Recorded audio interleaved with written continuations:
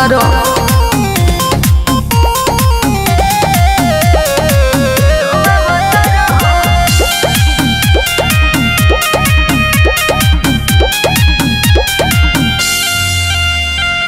मिले बोलनी तो बुना है अलेला हमरा से जुनू है कनख से अलेला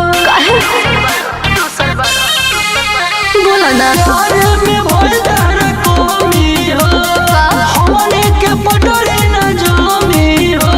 ऐसे मत बोला खाली बतिया बढ़ावता रहो सारा लोगों के जनवता रहो दिल हमारो दुखावता रहो नया साल में रोवता रहो दिल हमारो दुखावता रहो नया साल में रोवता रहो।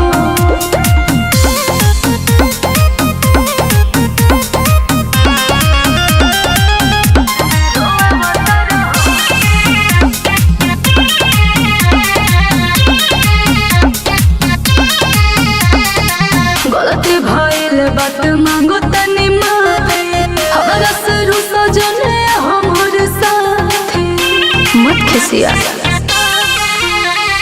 याद रहे नया साले हो गइलू दूसरा के माले हो।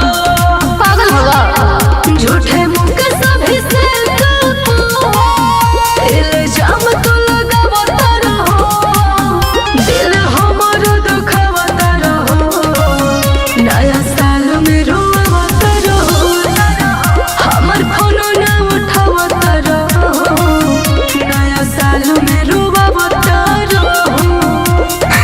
काहे रोता हंस ना दिल हमर दुखा